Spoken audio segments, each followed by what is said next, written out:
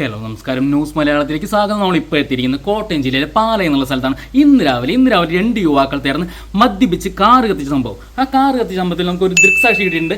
വർക്കിച്ചൻ അല്ലേ പേര്? അതെ അതെ, വർക്കിച്ചൻ ആളെ കിട്ടിയിട്ടുണ്ട്. ഈ യുവാക്കൾ ദൂഹമായിട്ടാണ് ഈ കാർ കത്തിച്ച് കൂട്ടിയത്. ഇതെന്താണ് ഈ കേരളത്തിൽ നടക്കുന്നത്? എന്താണ് ഇവിടെ സംഭവിക്കുന്നത്? എന്താണ് ഈ പാലയിൽ നടക്കുന്നത്? എന്താണ് എനിക്ക് മനസ്സിലാവുന്നത്? എനിക്കറിയില്ല, ഞാൻ ഈ പഞ്ചായത്തോട്ട് പുറത്തൊന്നും പോകാറില്ല. നമുക്ക് വർക്കിച്ചനോട് കൂടുതൽ വിശദാംശങ്ങൾ നമുക്ക് ചോദിച്ച് മനസ്സിലാക്കാം. വരൂ. എന്താണ് ഇന്ന് രാവിലെ സംഭവിച്ചത്? ഞാൻ ഈ സംഭവം കണ്ടെന്ന് പറഞ്ഞാൽ ഞാൻ സ്ഥലത്തോട്ട് തന്നെയായിരുന്നു. അപ്പൊ 2 വൃത്തന്മാര് അവിടെ കള്ള് കുടിച്ച് അലമ്പാക്കി ഒരു കാറെ കത്തിച്ചാണ് പോയി.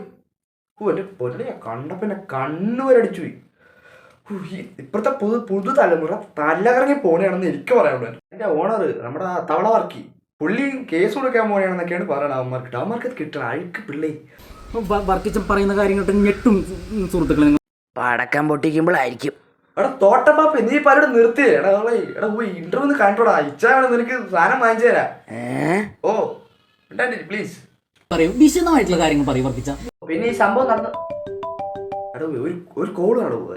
അച്ഛാ നിൽക്ക്, ഞാൻ ഇപ്പൊ വരാട്ടാ. സുഹൃത്തുക്കളെ ക്ഷമിക്കണം, നാളെ വർക്കിച്ചാൻ ഒരു ഇമ്പോർട്ടന്റ് കോൾ വന്നിട്ടുണ്ട്. എന്നടവേ അച്ഛാ, ഞാൻ സാധനം വാങ്ങിച്ചില്ല, കൈ വറക്കണേ.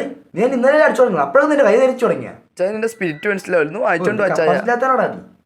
എടേ ഞാനിപ്പോ ഒരു ഇന്റർവ്യൂ കഴിഞ്ഞോണ്ടിരിക്കണേ, അത് കഴിഞ്ഞിട്ട് സാധനം വാങ്ങിട്ട് വരാം.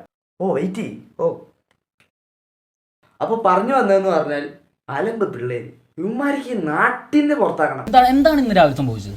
പിന്നെ ഇച്ചന്റെ പേരെന്തായിരുന്നു?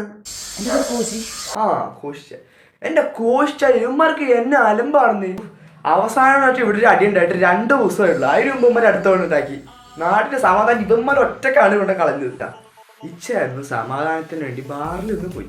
എന്നിട്ട് വന്യ വഴിക്കാണ് ഈ വൃത്തിയോട്ടന്മാർ കള്ളം കുടിച്ച് അലമ്പി അതൊക്കെ അടിച്ച് പൊട്ടിച്ചാണ് പപ്പടമായി കളഞ്ഞു ഇവന്മാർ. എന്നാ ചെയ്യുന്ന പറ. ഞാൻ ഇച്ചാ പറയണ ഒരു കാര്യത്തിൽ നിർത്താളെ. മദ്യം വിഷമാണ്, അത് തൊടരുത്. ശരിയാണ് പോയി. അതെ